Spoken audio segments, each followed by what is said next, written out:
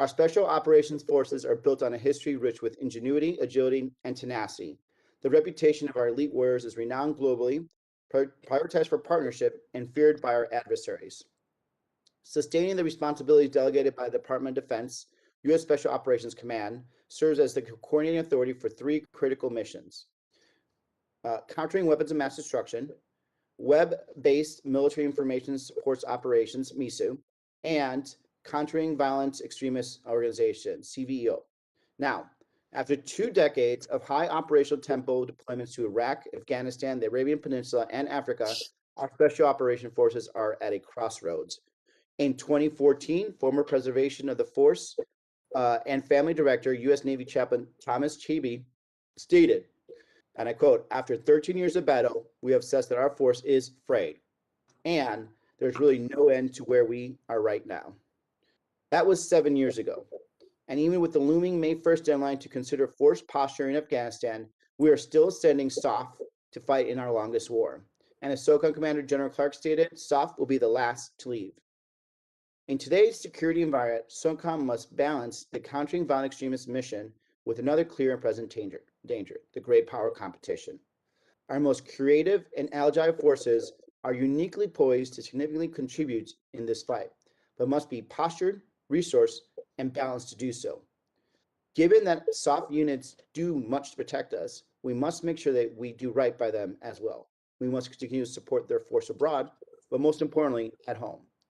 The toll of high deployment to dwell ratios puts physical, emotional, and social burdens on our force, which I fear we do not yet fully understand. SOCOM's Preservation of Force and Family provides resources for the force to heal and grow, but that must be supported by the larger department and Congress.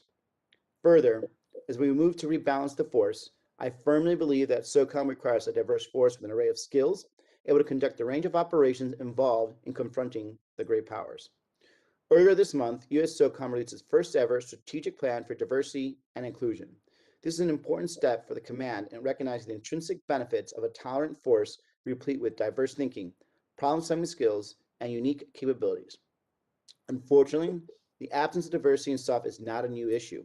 As highlighted, a 1999 RAND study on barriers to minority participation in special operations forces. As ASDI Mayor and General Clark work together on implementation of the Diversity and Inclusion Plan, I'm interested in the perspectives of this group of our panelists on how the SOF community can attract and retain a diverse workforce amidst such sweeping cultural change. So today, I look forward to hearing from our panel of outside experts about their unique experiences and viewpoints on the direction and future of our Special Operations Forces. Now, let me introduce our four witnesses. Mr. Mark Mitchell, former Acting Assistant Secretary of Defense for Special Operations and Low Intensity Conflict. Ms. Linda Robinson, Director for the Center for Middle East Policy and Senior International Defense Researcher for RAND. Lieutenant General Mike Nagata, retired, United States Army.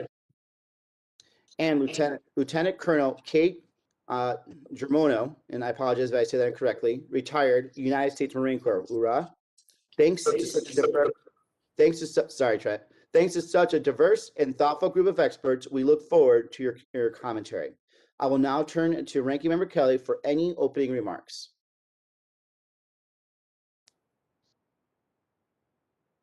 Thank you, Chairman. I'm trying to multitask here, and take your time. Just take your time. We still want some of your members, more of your members, log on too. Yeah, I was sending Austin the link. Mr. Chairman, thank you for your opening remarks today and your leadership in organizing this meeting. It's very important hearing. Today, we will hear from 4 experts across the private sector for discussion on the culture and climate of our Special Operations Forces, or also known as SOF. We have further broken this topic into 3 main buckets: the state of the force, the health of the force, and the future of the force. Indeed, there are many challenges that our special operators face today, and this subcommittee must better understand in order to conduct our oversight duties. From the integration of women into the force, to deploy and dwell ratios, to mental health, this hearing will illuminate current challenges and offer recommendations on how to make special operation forces more effective. I will focus my comments and subsequent questions on the 3rd bucket of the hearing, the future of the force.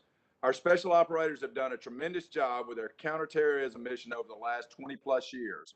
As we continue to hear about China's malign activities and rapid military growth, we need to ensure SOF is ready for the future fight.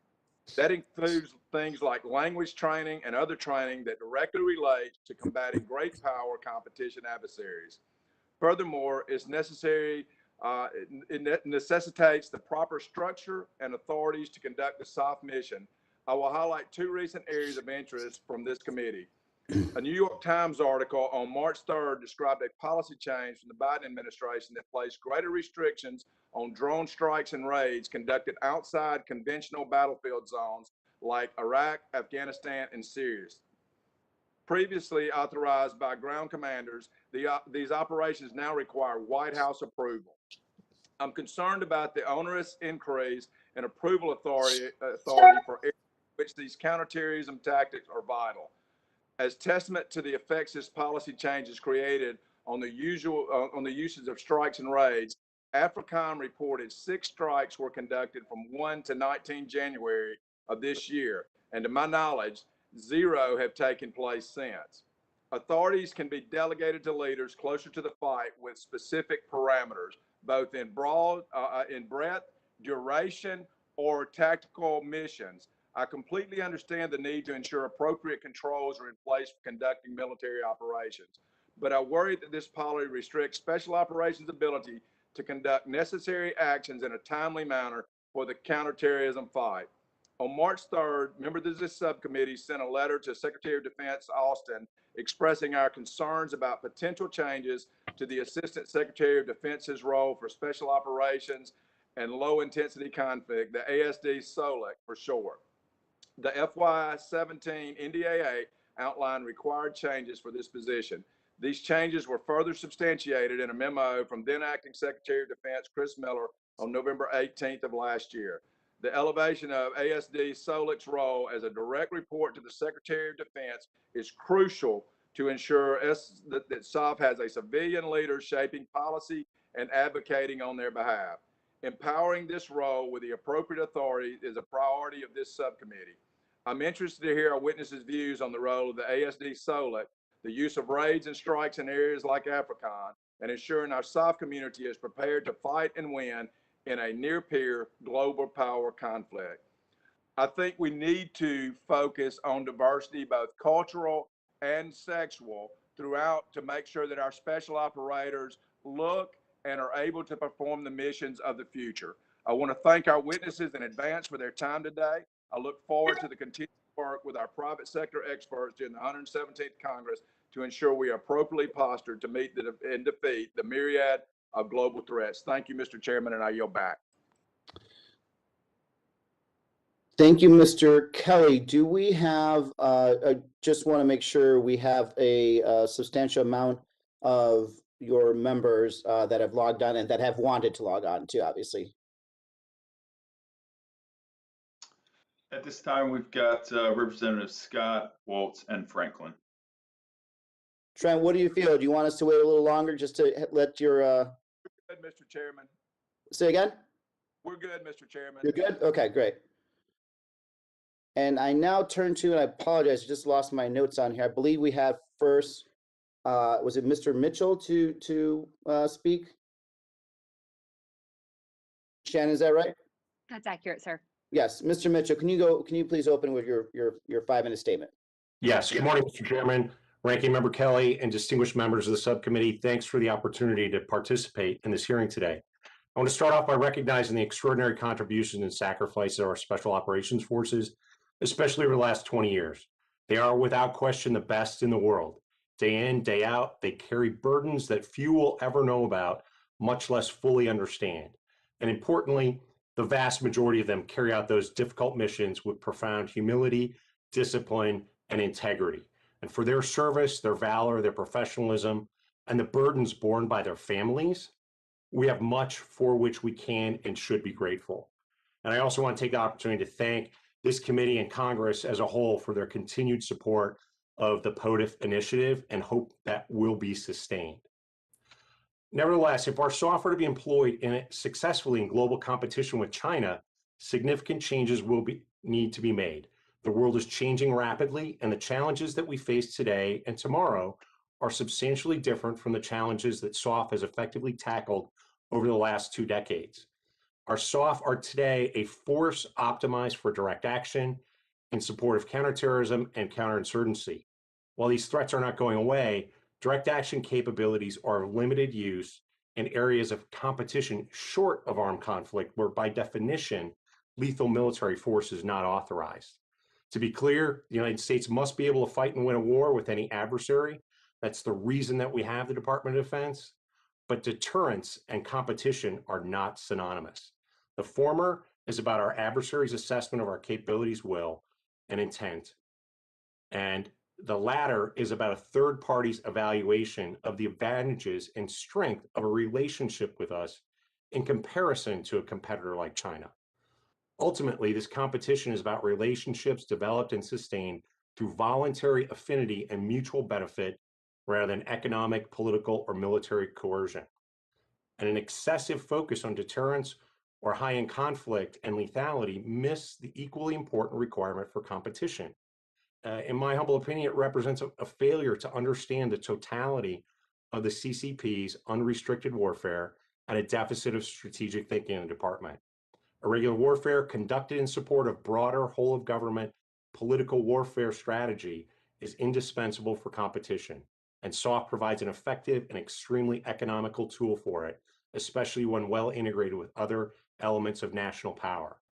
But to do so, we must better capitalize on the full potential of human capital present in these United States, and this demands changes in the structure and culture of our SOF.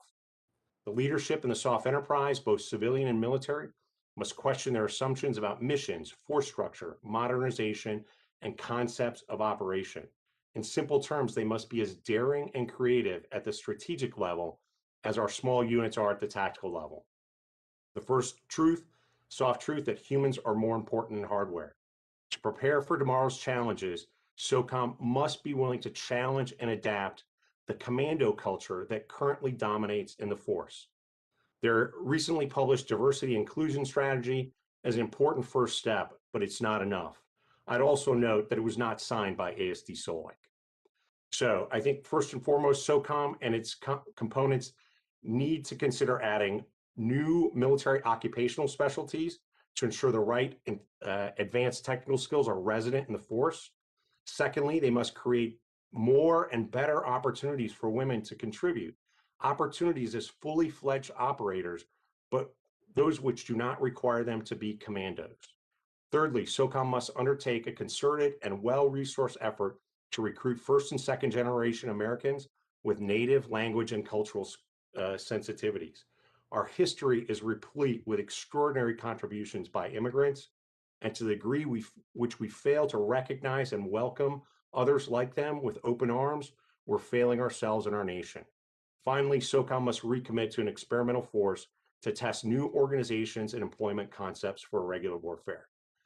Sadly, I'm not confident these changes will happen without strong and empowered civilian control and leadership from ASD Solic. And that won't happen if ASD Solic is returned to serfdom and OSD policy, or if Secretary Austin does not empower ASD Solic. I listened yesterday with great interest to your Senate colleagues' hearing with ASD Solic, Chris Mayer, and General Clark. It was informative but troubling. I was dismayed to once again hear a SOCOM commander emphasize his status as a combatant commander while reducing ASD Solic's role to that of an advocate for SOCOM. To me, this represents a rejection of the administrative chain of command defined in Title 10. I can't for the life of me ever recall hearing the CNO stating that a key role for the Secretary of the Navy is to be an advocate. An advocate's many things, a backer, a booster, a champion, but that's a fundamentally different relationship. In fact, an inverted relationship from the concept of a chain of command, even an administrative one. Mere advocacy is a cheap and ineffective substitute for authority, direction, and control, especially regarding the strategy for the future of this vital national capability. When it comes to the legislation passed and signed into law regarding civilian control and oversight, accept no substitutes. Insist on full implementation, and please do not accept anything less. Thank you, Mr. Chairman.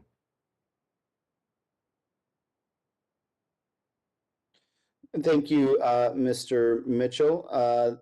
For our next speaker, I apologize. Dang, it's so hard keeping all the notes together. Shannon, who do we have up next? We have Miss Robinson, sir. Yep.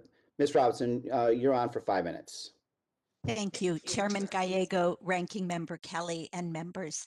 Thank you for the opportunity to share my views on the state of Special Operations Forces. I'm honored to be here with friends and colleagues. I've devoted much of the last 21 years to research and analysis on this topic, including years of field work with SOF on 5 continents, in Afghanistan, Iraq, Syria, the Philippines, Latin America, and Europe. I've served in government as chair of the Army War College Board and on the National Defense University Board to advise on professional military education and leader development. I will summarize briefly my written statement for the record. Special Operations Forces are unique, valuable, and a scarce asset for the nation's security. It is vital, given their small numbers, to think carefully about their development and employment. We are at an inflection point as the strategic environment has changed. Efforts to rebalance the force for new missions and reset from 20 years of intensive counterterrorism are ongoing. Systemic issues require urgent attention, primary among them the need to expand diversity and inclusion. Strengthening civilian oversight, as Congress has mandated, can help with all of these issues.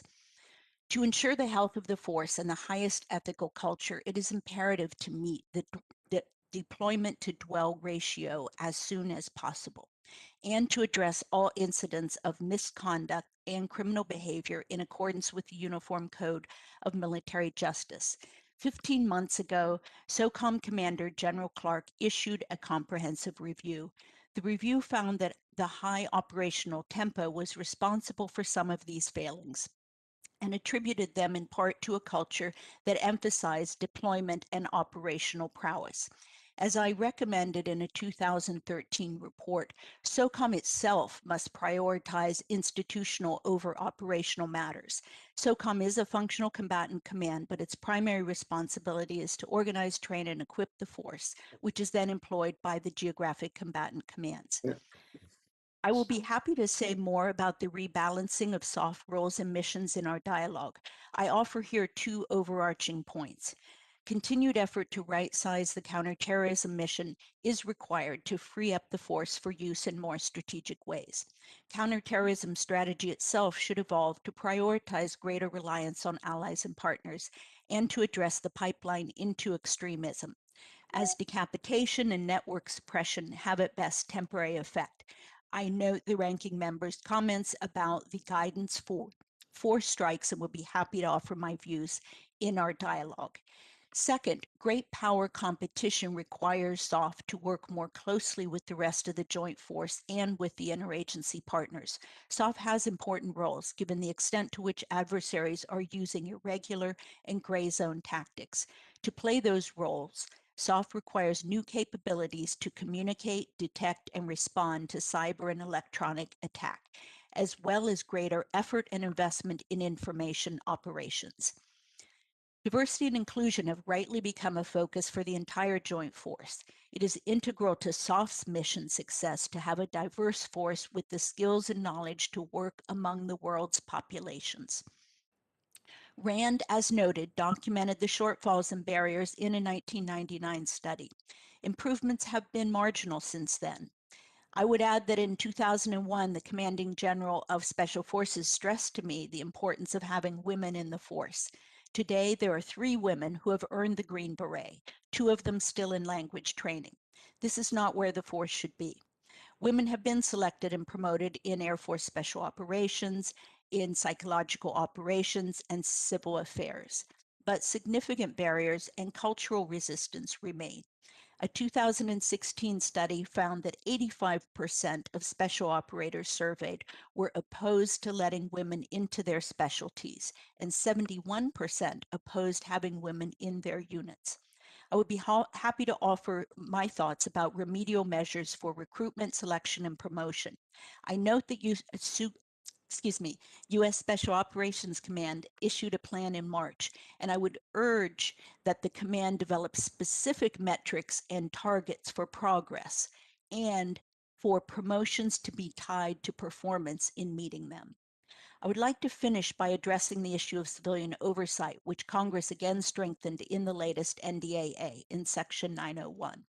In order to enable the Assistant Secretary of Defense to perform its statutory roles, overseeing both policy and resources.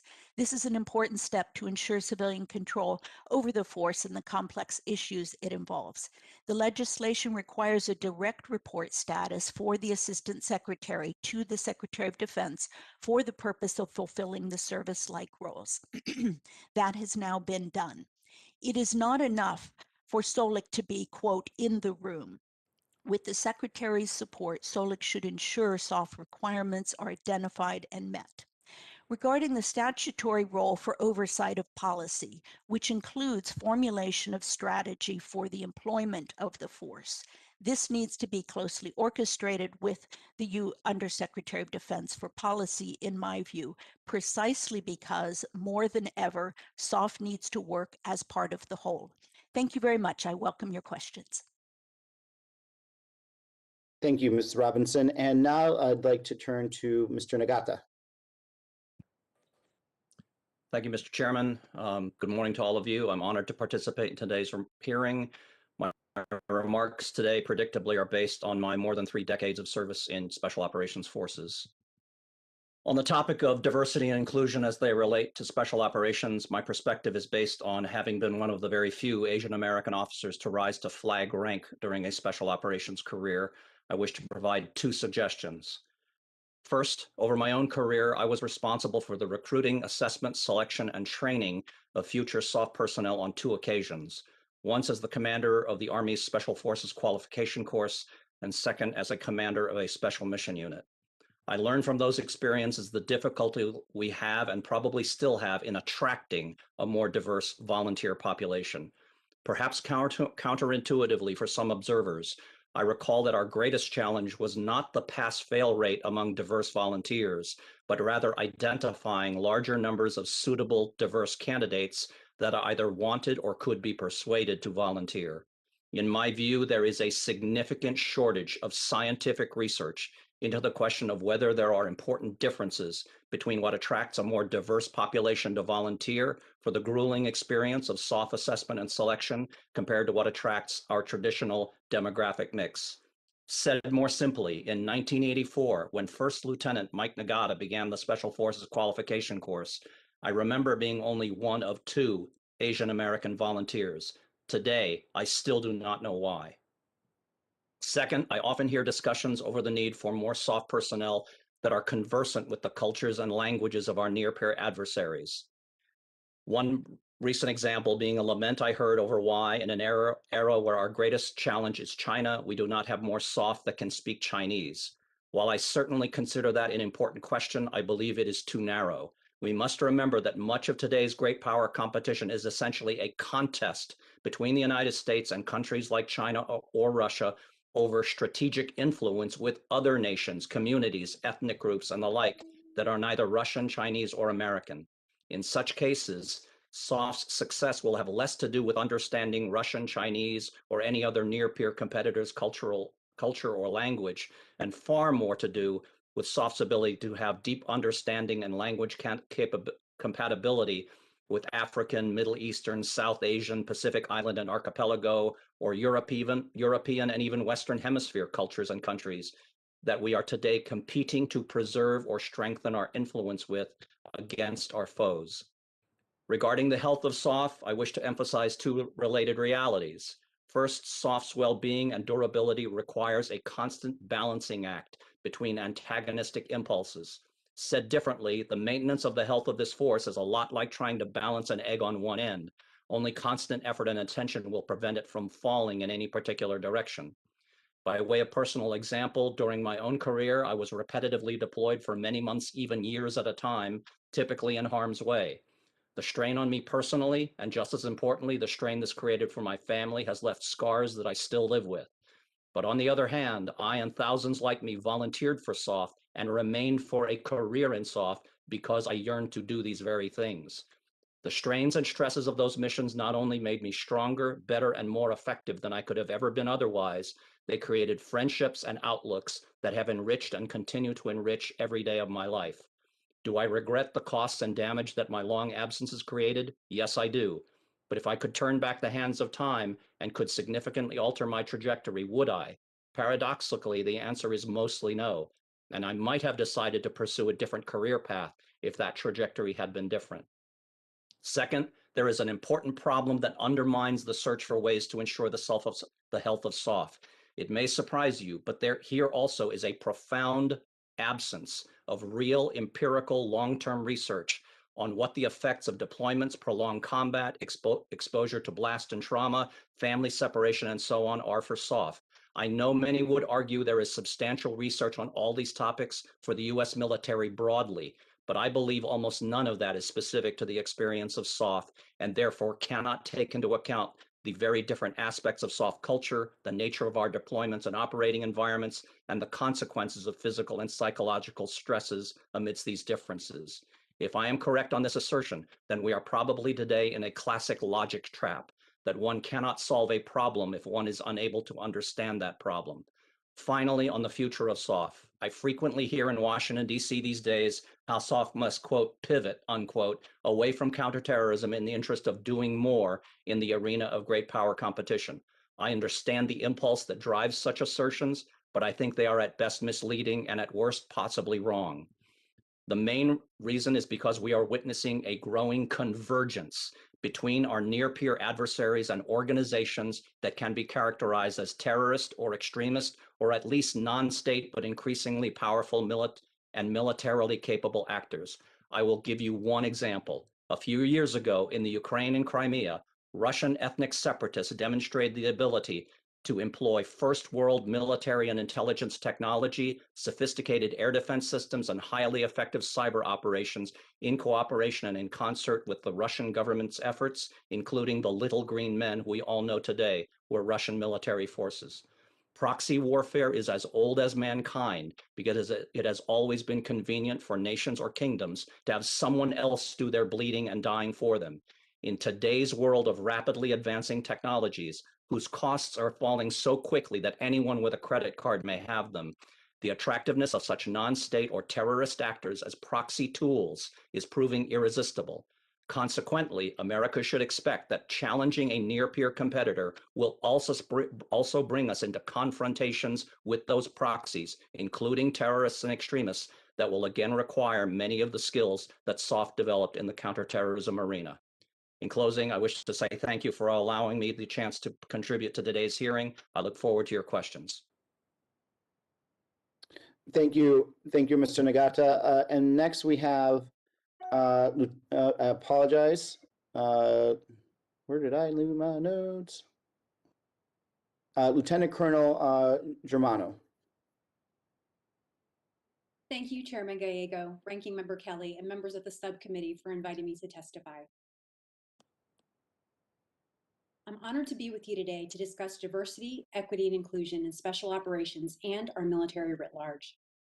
Diversity, equity, and inclusion represent a really interesting paradox for the military. For as much as the programs are reviled by the average serviceman, they're perhaps the very concepts and practices that could enable the force to succeed in meeting the complex challenges of the 21st century. But as General C.Q. Brown, the first African American to lead the U.S. Air Force, recently told CBS News, when it comes to advancement in the military, including selection for special operations roles, ducks pick ducks. Now, I never thought I would use the phrase ducks pick ducks while testifying to Congress, but it neatly sums up how the human brain influences both the preference for sameness in our ranks and resistance to change. Today, the military is experiencing a critical shortage of qualified young men for enlistment and commissioning. At the very same time, public trust in the military is on the decline for the first time in decades, down from 70% in 2018 to just 56% today, according to a recent poll by the Ronald Reagan Institute. Negative stories about racism and discrimination, sexual harassment and assault, and retaliation against those who report wrongdoing are prominent in news coverage of the military. These stories have no doubt impacted public perception and the willingness of young men and women to join the services. Because of their strategic implications for recruiting and retention, these are not issues that can continue to fester below the surface. The culture of the military and its approach to diversity, equity, and inclusion must change. As one expert notes about why organizations fail, active inertia is an organization's tendency to follow established patterns of behavior, even in response to dramatic environmental shifts. Think the definition of insanity. The transition of our military from 2 decades of counterinsurgency operations to preparing for great powers conflict while also responding to nation-state threats represents just such a dramatic environmental shift. If winning wars is what we expect of our military leaders, increasing diversity, equity, inclusion among the ranks and branches of service must be viewed as a leadership function and not a nice to have or check in the block. Meeting these complex challenges will require not only cognitive diversity, but also the unique talents, experiences, and abilities of men and women from different backgrounds, ethnicities, and cultures at every level of the military, including Special Operations Command. There are 3 diversity and health of the force issues military leaders must face head-on to increase the public trust, build a sustainable force, and meet the imperatives the Secretary of Defense established in his recent message to the force. First, military leaders must acknowledge that expanding minority membership at all levels of the military has both strategic and emotional implications, and they must tailor diversity, equity, and inclusion strategy, education, and training efforts accordingly. Military leaders must understand facts don't drive human behavior, emotions do.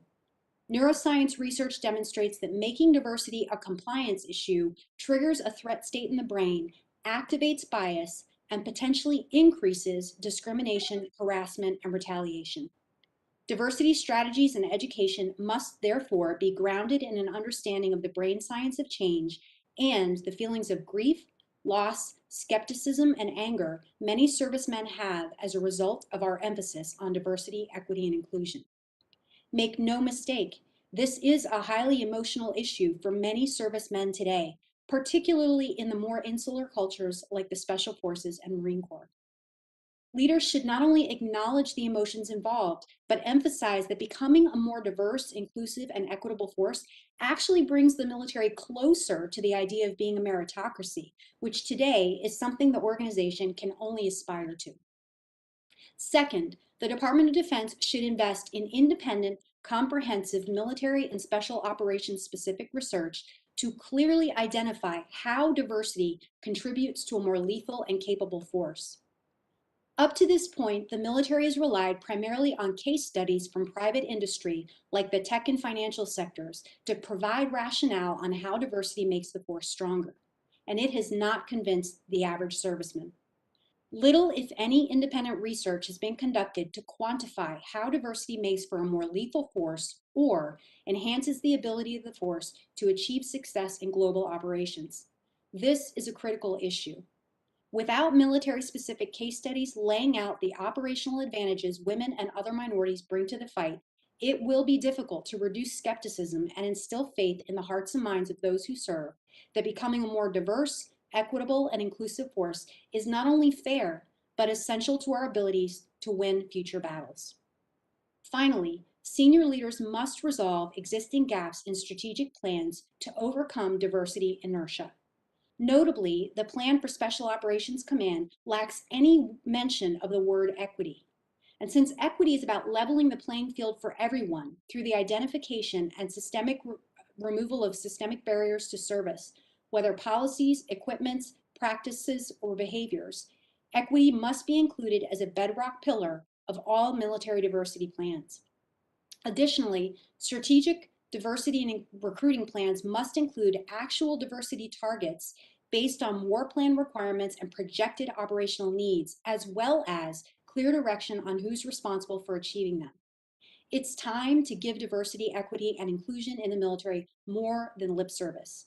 Our failure to do so will no doubt mean that ducks will continue to pick ducks for opportunity and advancement and potentially jeopardize our national defense in the future. Thank you again for the opportunity to testify today, and I'd be happy to take your questions. Great. Thank you. Thank you for all of our witnesses. Now we are going to move into the question portion of the testimony. And just for a reminder, we will limit our questions to 5 minutes per person.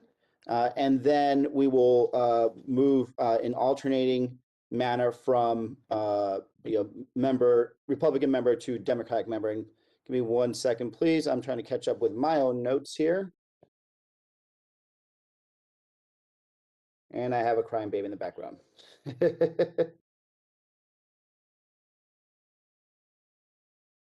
Okay, where are we here?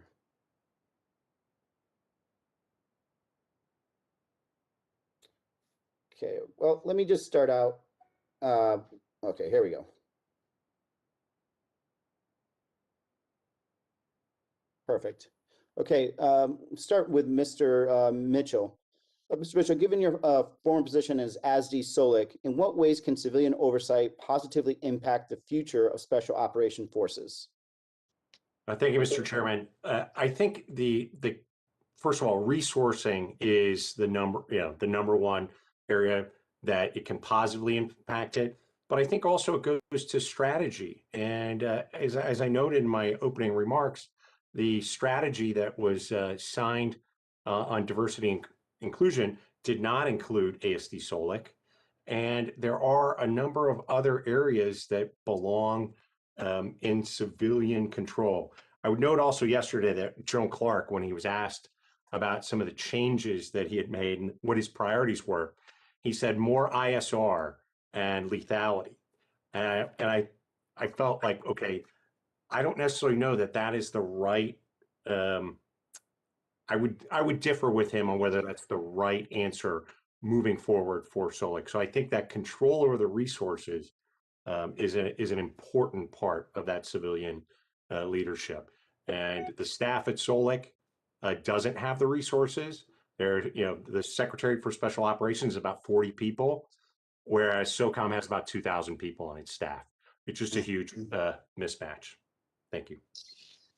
Thank you, Mr. Mitchell. Mr. Robinson, what do you believe are the greatest operational imperatives for SOF as the department and government focus on strategic competitions? Do you believe there's an undue focus on capabilities rather than building critical skills and tradecraft of the force? Thank you, Chairman. I believe that we have to focus, as has been mentioned, on the critical language and cultural skills that they require a great investment of time, and they are necessary not just for the new missions of great power competition, but legacy missions. And we've been very focused in the Middle East, South Asia region operationally for the last 20 years. As I mentioned, I think there is a huge requirement to give more thought as well as more investment to what the SOF role is in information operations. I would note that even though US SOCOM has stood up the Joint MISO Web Ops Center, it only has 5 active duty civil PSYOP officers assigned to it.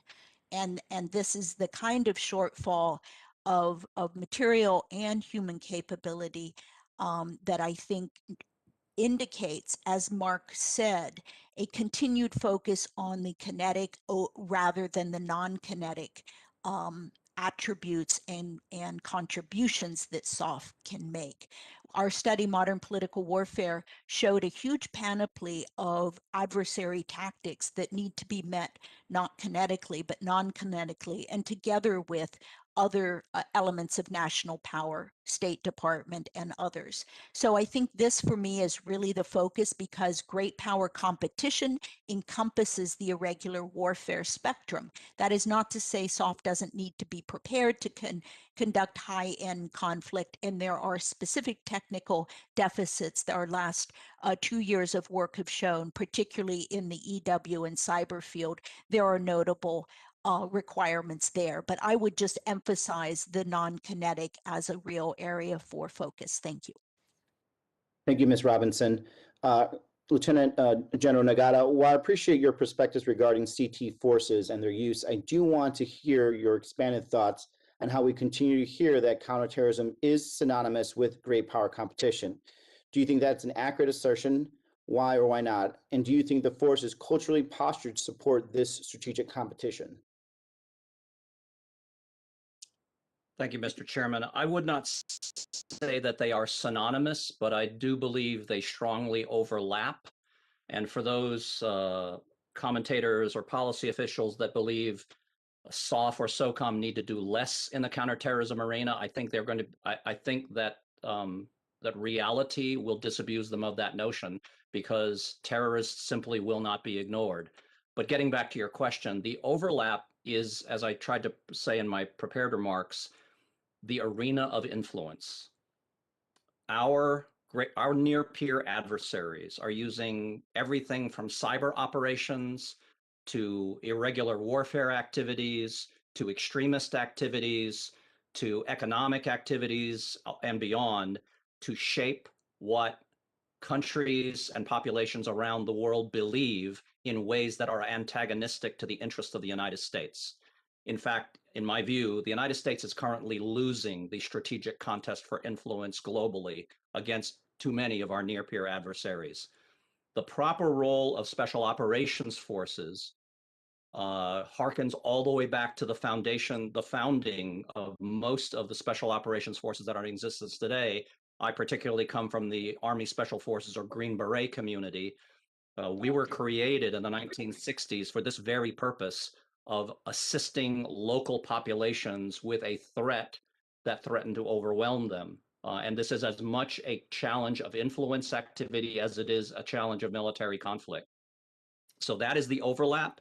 And in my opinion, I want to associate with myself with some of the remarks of Mr. Mitchell earlier. The overemphasis that I believe we are placing right now on being prepared for a high intensity conflict with these near peer adversaries, and I certainly vote we be ready for that. But I think there is so much emphasis on that we are inadequately preparing ourselves, and this would include special operations forces for the contest of over strategic influence, which I personally believe will define the next generation of national security challenges of the United States. Thank you, Lieutenant General. I now move to Ranking Member Kelly. Thank you, Mr. Chairman. I want to go back to, and I want to, General Nagata, this is for you, because I think you understand probably command relationships better than anybody in the room from a military perspective, which is what I understand it as. I see ASD SOLIC as being a dotted line, not a direct line. I think we're talking about control. Control is not a dotted line. Control is advised, they're reported to, they help make decisions. And I noticed Mr. Mitchell used the Secretary of Navy and let's say the PACOM commander. Well, the PACOM commander does not answer to the Secretary of the Navy. He may be in his rating chain in some form, but he's administrative control. So do you think it's great? ASD Solic, listen, ASD Meyer is a great guy doing a great job, and I think he gets it. But it does not need to be a direct command relationship. It needs to be ADCON or general support reinforcing. It does not need to be TACON control or OPCON control of our special operators. That SOCOM commander needs to be direct to the Department of Defense, the Secretary of Defense. Do you agree with that, General Nagata? Sir, I agree with much of it. On the parts, on the other parts of what you just said, I don't think I so much disagree as I think that I have a somewhat different take. But let me try to be a little more specific. First of all, in my view, when ASD SOLIC was originally created as a part of the Nunn-Cohen Amendment many years ago, that I'm sure you and your fellow members are very familiar with, no one at the time envisioned what would have happened to US SOCOM as a command or SOF as a community in the ensuing decades. The size, the prominence, the capabilities, the strategic importance and relevance of special operations forces are far beyond anything I think the original authors of the Nunn-Cohen Amendment ever imagined. On the one hand, SOCOM and the SOF community have grown commensurate with that rise in prominence and importance. ASD SOLIC has remained essentially static. So the ability of ASD SOLIC, in my judgment, I did 2 tours in the Pentagon, once in the Office of the Undersecretary of Defense for Intelligence, and second as the Deputy Director for Special Operations and Counterterrorism on the Joint Staff. What I believe I saw was a growing inability of people like Chris Mayer, who is a personal friend of mine, and I totally agree with you, is a fantastic officer, but the growing inability of people like him to keep pace with the growing prominence and importance of special operations, and most importantly, this is my view, the 2 single most important functions of ASD SOLIC, which I personally believe they cannot do today in the way they are either configured, staffed, or given authority. Effective DoD policy oversight of U.S. Special Operations Forces and effective U.S. DoD policy support for U.S. SOCOM and Special Operations Forces. But it's this growing mismatch of how SOF has changed and ASD SOLIC has not. Sorry, I didn't mean to interrupt you. No. I want to get to another question, and I want to talk about the drone strikes and where that capability. I'm an engineer officer by trade, so I understand when we had FASTCAM, okay, you didn't delegate that authority down to platoon leaders. You didn't even delegate it down to many times to brigade level. You had restrictions on when you could do that. Do you think it's a great policy to maintain that all that at the highest level, or to use strategic ways to make sure that we delegate the proper authorities to the proper level of command in the use of those strikes based on area of operation, tactical threat, the personal leadership abilities of the commander in that area? Do you think that's a way to control that? And please be short on the answer, because I have one more question. Certainly. The short answer is, I just like Mr. Mitchell, I'm sure he's thinking about this. I've seen this movie before, where there is a desire to constrain kinetic and lethal operations abroad. And so the decision to elevate the decision-making authority ensues. Actually, 3 things, in my judgment, always flow from this. Number one, the policymaker ends up being disappointing, because what the combatant commands that are trying to chase these dangerous targets will do is simply go find more intelligence to justify the operation, and inevitably it will be conducted anyways. Number 2, it does create an enormous work burden for both the combatant command that desires SOF to do the strike and for the special operators that have to find and fix the target. So they do a lot more work for basically the same activity that they will end up doing anyways. And thirdly, this is a psychological issue. I believe one of the unintended negative consequences of these decisions is it inadvertently conveys a lack of confidence and trust in the judgment of the 4-star combatant command, his component commanders, and the SOF commander on the ground or on the field. Over. I agree. Targets of opportunity do not represent themselves. They're a one-time deal, and timeliness is effective. And I think we have to have. Finally, I want to talk a little bit about a great unit that trained at Camp Shelby, Mississippi, the 442nd Regimental Combat Team.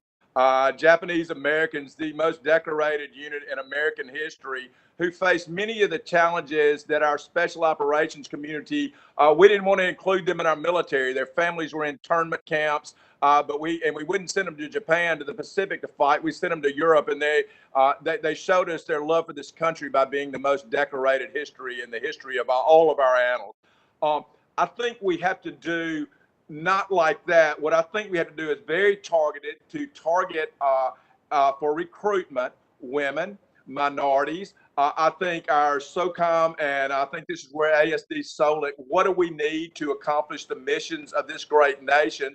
What does that framework need to look like? Does that need to be men, women, Asians, African? It doesn't matter, the areas that are most important. And then I think we have to recruit very hard to do that. But I also think that takes time. It does not happen overnight, because if we rush it, what we do is put unqualified people who fail. And what I want to do is have gates, and it's recruitment gates, qualification gates that are tracked over a long period of time to make sure that we have a force that leads to a lethal force that we need, which includes diversity, and that is culture and women. Do you agree with that, General Nagata?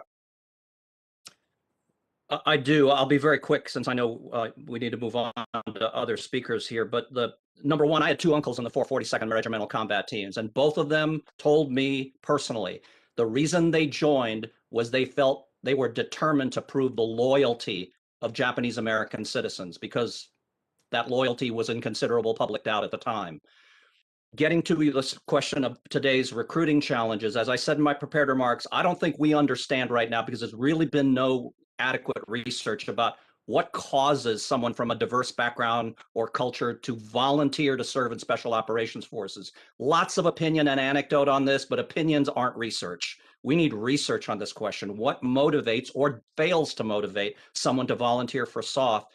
And I'll say finally, I learned this from someone who used to run an assessment selection program from me. There's like 10 things that have to happen. It's 10 gates that somebody has to get through and the organization has to get through for someone to serve successfully in SOF. And he said, I was a colonel at the time, said, Colonel Nagata, of these 12 steps, 11 of them, if we screw up any of them, I can recover from that. There is one thing I cannot recover from: bad recruiting. So I'll leave that for your consideration. Thank you, General Nagata. Now yield back, Mr. Chairman. Thank you, Ranking Member Kelly. Who do we have first on this? Representative Larson? Yeah, thanks, Chair. So I want to go with a question to General Nagata and then to Mr. Romano. Is that, Mr. Romano, just quickly, is that the title you prefer for this hearing, or should I call you Sure. Colonel? Germano is fine. What? Ms. Germano is fine. Mr. Romano, great, thank you. So General Nagata, back to the ranking member's question about not wanting to recruit too quickly or change too quickly. I agree. So why didn't we start in 1984 when you yourself recognized you were one of two Asian Americans, and we could have had a 37-year runway to fix this problem?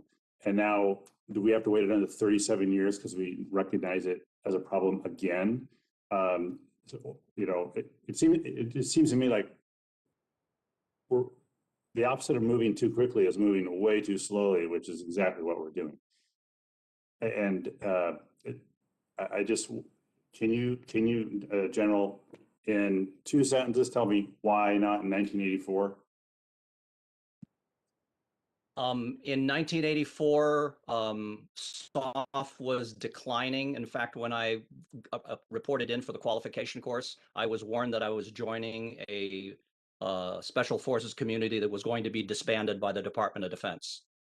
So I don't think anybody cared, frankly.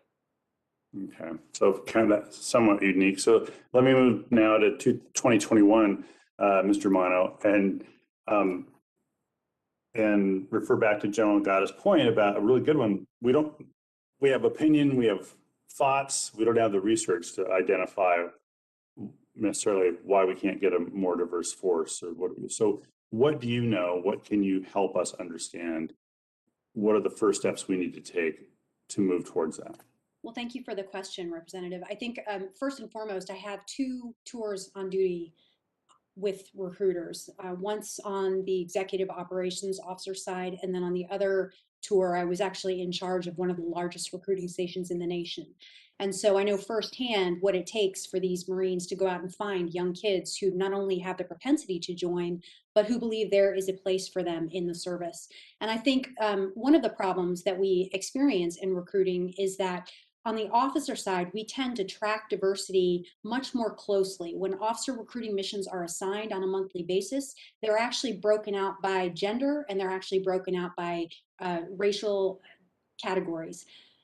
On the enlisted side, while we track that data in terms of when people join the service and that data gets computed into the system, we don't actually have missions that are actually broken out by diversity. So there's a big challenge in saying, well, we need to increase the diversity of the force for innovation and agility and other reasons, and yet we don't have any mechanisms to hold people accountable for making that happen. So I really think that that is part of the broader problem when it comes to this issue of increasing diversity in the force. And then the other part is, part of the reason that we don't see larger numbers of diverse kids being recruited is partly because of the makeup of the force that we have now. If the force is predominantly white and male, we're going to see a lag in other groups joining the service because kids look at the recruiter and they're like, well, I don't know if there's a place for me.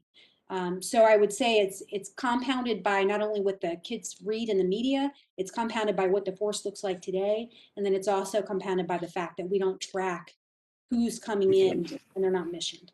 Okay, Mr. Chair, I don't see a clock anywhere, and I don't know how much time I have left. Do you have an estimate of my time, Mr. Chair? Shannon?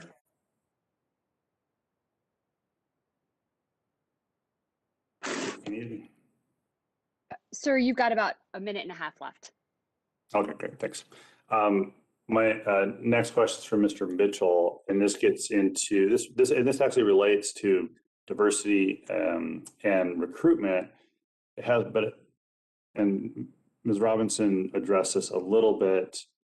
It has to do with the structure of SOF forces, the teams that we put together, and I know you have some ideas about how the nature, the composition of those teams should change in order to address some of these issues about new capabilities. And I wrote down a term, and I don't know if SOF is guilty of this, but I wrote down capability lock. But they're locked in their current set of capabilities and not able to make changes organizationally to add additional capabilities. I'm wondering if you could kind of relate those two issues. Yes, sir. Thanks for that question. I would associate myself with my good friend, General Legata on this, is that there is a static approach to it. And I think, all bureaucracies kind of have a hard time changing. And as I mentioned in my opening remarks, US SOCOM, General Thomas had committed to an experimental force that was quietly shelved by General Clark. And I think a rigorous experimentation looking at not only new technologies, but new personnel skills, or the 21st century economy has created all kinds of new skills. And I think it's important for us to bring in people with new skills and figure out how we incorporate them on the battlefield. And it's not simply enough to say, well, we've got some people here at headquarters that we can reach back. We need to be able to put these people at the tactical edge out there on the missions. And we're not going to get there unless we do that fundamental reassessment of our missions and what we expect of our force and are willing to take creative risks. And we can do that with an experimentation force. That's probably my minute. That's probably my minute and a half. I would just probably note if we were able to do that, we might be able to broaden the attractiveness in recruitment. Thank you. Thank you, Mr. Chair. Thank you, Representative Larson. Now we'll move to Representative Scott. Thank you, Mr. Chairman. And I just want to mention this first and foremost. I mean, all of us that are members are responsible for making recommendations to the academy. Graduating class of the academies, that's probably what the leadership is going to look like in the military within the next 20 years. And so interested in any comments on how we get more minority participation at the academy level, because candidly, that's where the leadership's going to come from for the most part. I know General Nagata, you went to Georgia State, which is in my home state, great school. But I have several people that are of Indian heritage and Asian heritage, but I have very little minority participation when it comes to requesting a slot into the academy. So any thought on that particular issue and how we fix that, because that's what our force structure is going to look like in the future at the command level. General Nagata, you want to take that?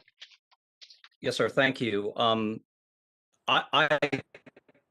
I completely agree that there needs to be more emphasis on all three of the forms of commissioning. So that would be the military academies, ROTC, and then every service has its own version of what I went through. I went to officer candidate school. It's the smallest producer of commissioned officers in the Army, but it's still significant. So all three need greater emphasis, but the nature of the emphasis is what matters. People will chase what they believe has an incentive that they want. And that's just not that. I'm not just talking about the recruits themselves. I'm talking about the mechanism that Kate Germano used to serve within, the mechanisms the services have to identify and recruit more diverse populations. When's the last time, I'm asking this rhetorically, when's the last time a recruiting official inside the Department of Defense was promoted because they successfully recruited a more diverse population? And when was the last time somebody was not promoted because they failed to recruit a more diverse population? That's only one example of the incentives I'm talking about, but people will do what they believe is in their best interest. If more people in DoD believe it's in their best interest to recruit more and bring in more diverse officers or enlisted personnel, it will absolutely happen. Right now, that's not the case. Well, I guess my follow-up would be, I can't nominate somebody that doesn't apply for the nomination. And that's where, I mean, even when we've gone to principals and said, hey, I need minorities who are good athletes, who have A's, and we've got scholarships for them. And to be candid with you, the people in the school system just freeze up, and there's nothing.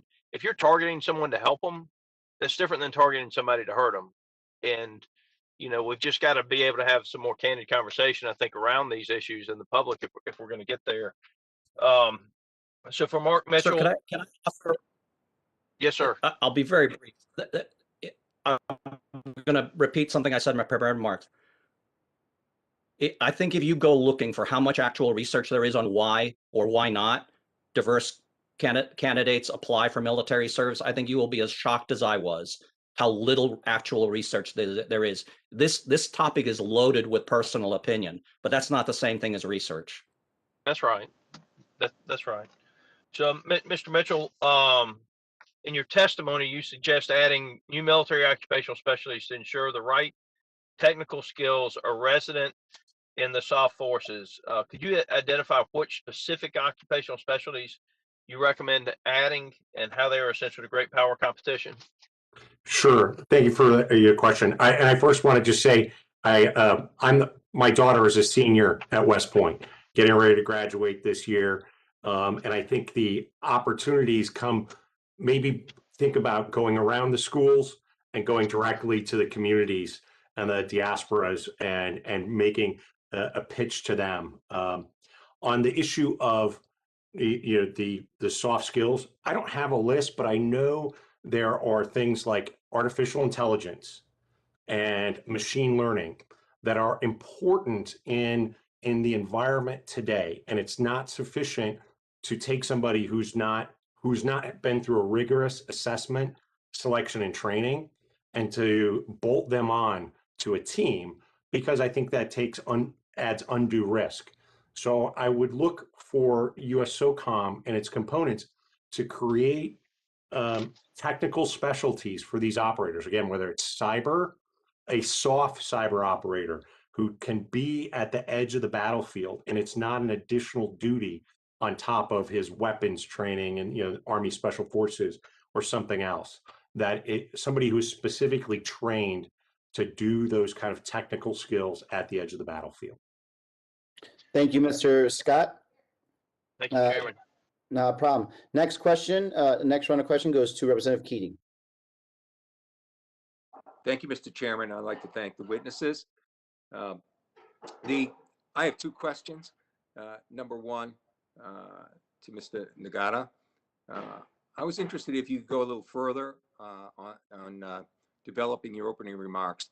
I thought they were quite telling when you were talking about the importance of diversity and culture when it comes not just to our adversaries, but where you're deployed, the environment around where you're deployed, and how important that is to our success overall. If you could expand on that, I appreciate it.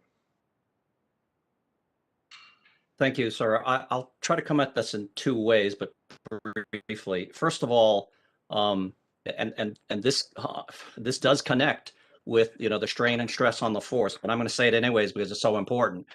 The exposure in complex foreign environments is vital to developing the skills necessary for the kinds of contests of influence that permeate great power competition. This entire thing is a tug of war of U.S. influence versus our adversaries' influence over the countries, the nations, the populations that each of us are vying for the affection of. The more special operations forces can live and operate within those environments, the more effective they will be. It's one thing to learn a language at a language training lab in the United States. It's quite another thing to learn that language in the neighborhood. That's what everybody speaks. Now, of course, as soon as I say that, people say, "Oh, more family separation." Well, here's the question that I don't think we adequately wrestle with: why, at least for non-combat deployments, why can't families go? Why can't families go? To incentivize special operations personnel staying longer in these environments, to become more culturally, linguistically capable, and thereby become better competitors against Russian, Chinese, or other actors that probably won't do that. That's one example. The second one, and again, I'll be brief for the sake of time, is that this is going to require special operations forces to invest more heavily in things that have nothing to do with weapons training. And I'm going to use language training specifically, whether it's abroad or at home.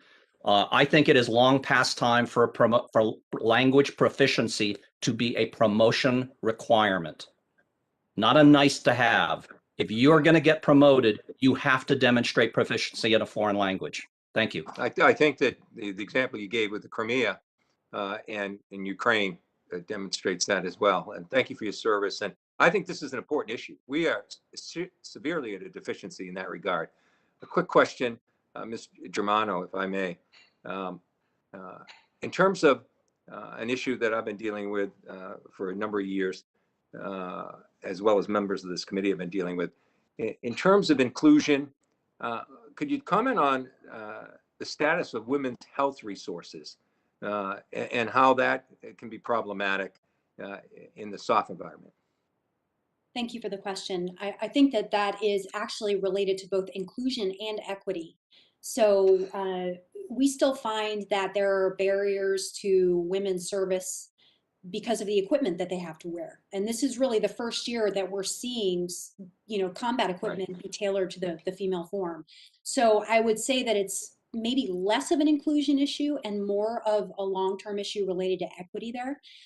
There's still a lot of work that needs to be done. I mean, I just heard a horror story about a woman who was actually jumping out of aircraft with her breast pump so that she could immediately go to a vehicle and, prepare for a meal for her child. So these are still issues both from a cultural perspective and then also an equity perspective. We need to understand that these are just physiological medical issues. They are related to the health of the force, not specifically to the health of women. Thank you. I agree. Thank you so much for that. Mr. Chairman, I'll yield back. Thank you for your service, ma'am. Thank you. Thank you, Mr. Keating. Our next person up is Mr. Waltz for 5 minutes.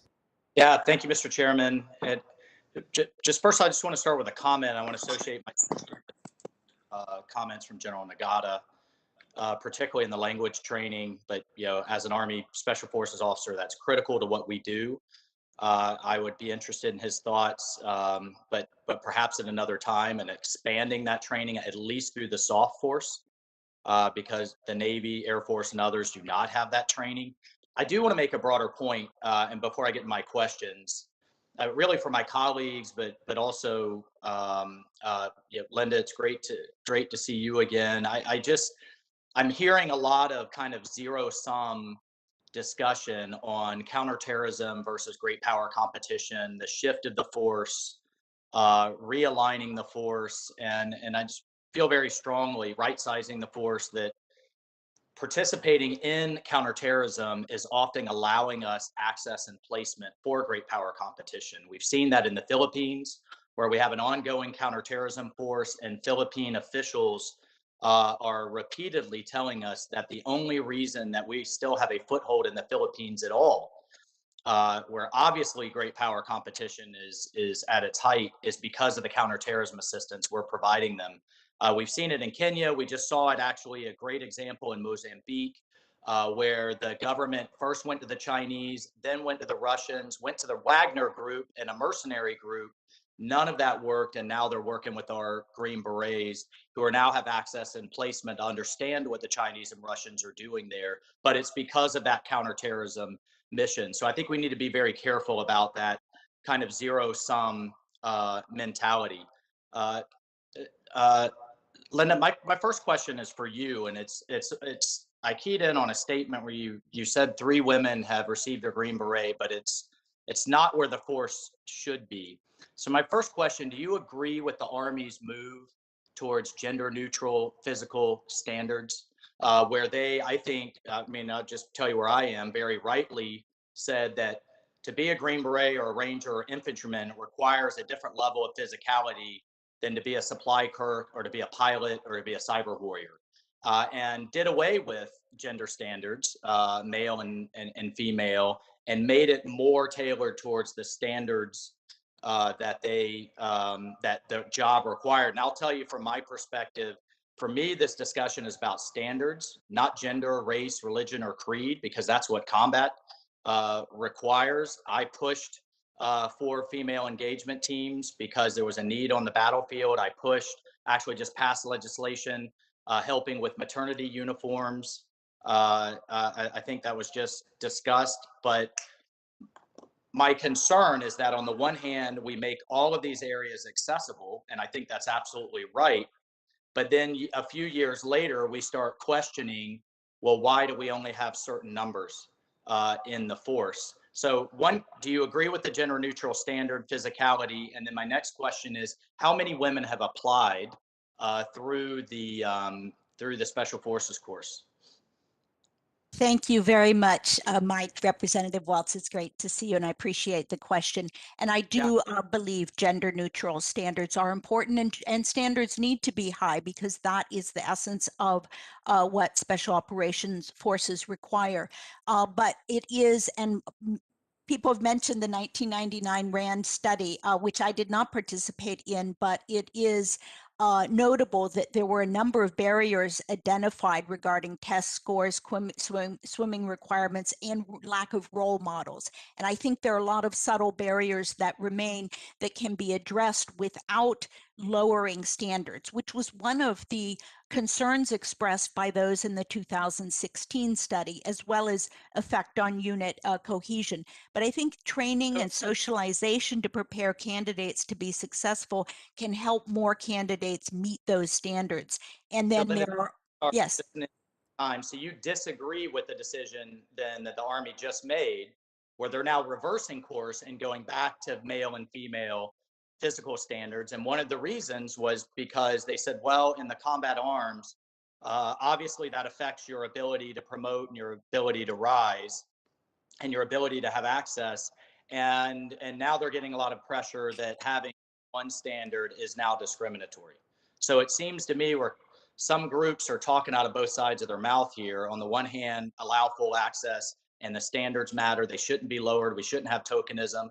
But when we don't have a certain number to get through, then we're having to, there's a lot of pressure on the Army to now reverse course, and they've actually just made the decision to reverse course. So now we're going to have male and female standards for the infantry, for special forces, for artillery. And last I checked, that's not, there's not, the enemy's bullets don't care. Carrying that guy to the helicopter doesn't care. The artillery round doesn't care. It's a standard. So do you agree with that move then? We have to cut that short. If you want to do a yes, no answer or a maybe. Yes, and I'd be happy to follow up. Thank you. We'll also conduct a second round of questions for those members that have further questions. Great, thanks. Thank you, Mr. Waltz. I appreciate it. Next, we are turning this over to Representative Vice Chair, I should say, Stephanie Murphy. Thank you, Mr. Chairman, and thank you to our witnesses today. I wanted to kind of pull the thread a little bit on what General Nagata said, around the idea that a lot of the conflict is in gray zone, and even looking at what SOCOM has done in setting up info ops, sort of a fusion center for that, and doing more or elevating those capabilities. I used to work in OSD policy in SOLIC, SOCT, and then I was out at the Pacific Command in the J3. And at that time, there was this sort of distinction between white SOF and black SOF. And white SOF tends to have the skill set that we're talking about in the info ops space, in that kind of, it's our MISOs, it's our folks who are trained that way. But back in the early 2000s, there was quite a bit of discrimination, maybe, or prejudice that white SOF wasn't really SOF. One, can you talk to me a bit about whether that culture has changed around that? And if it hasn't, does it impact your ability to grow that capability? And what impacts, and how can we change that cultural lens in order to encourage recruitment and retainment in that area? Thank you very much. This is such an enormous topic, but I will try to be brief. A little unusually, if you take my career in special operations, cut it literally in half of my time was in, I actually don't like these terms, but I'll use them, black SOF, the other in white SOF. But so I've seen it from both sides. I would argue that right after 9/11, not just special operations, but the whole US military's obvious priority was capturing and killing terrorists. We then learned over time that capturing and killing terrorists is great if we're trying to save people's lives, but it actually doesn't do a thing to reduce the volume of terrorism that we're having to deal with. And so over time, I watched the SOF community suddenly start remembering, oh yeah, these other skills we have in psychological operations, in information operations, in local capacity building, in being better at interacting with other departments and agencies of the US government, like USAID, like State Department, the intelligence community, those are just as important as our ability to kill or capture terrorists. So, reminds me of what Churchill said about Americans: we'll always do the right thing after we exhaust every other alternative. So I think there has been a reawakening in the SOF community now that we're in great power competition, now that increasingly we are seeing this as a war of influence, where occasionally we will need to use bullets and bombs, but more frequently we will have to solve very complex problems that do not involve the use of physical force. So things like the Web Ops Center, things like our psychological operations organizations, other things that we can train our SOF operators on will become increasingly important that have nothing to do with using physical force. But frankly, is there still a tug of war between the kinetic and non-kinetic sides of SOF? Sure there is. And perhaps there always will be, but the bias clearly needs to be on anything that helps us engage in a war of influence.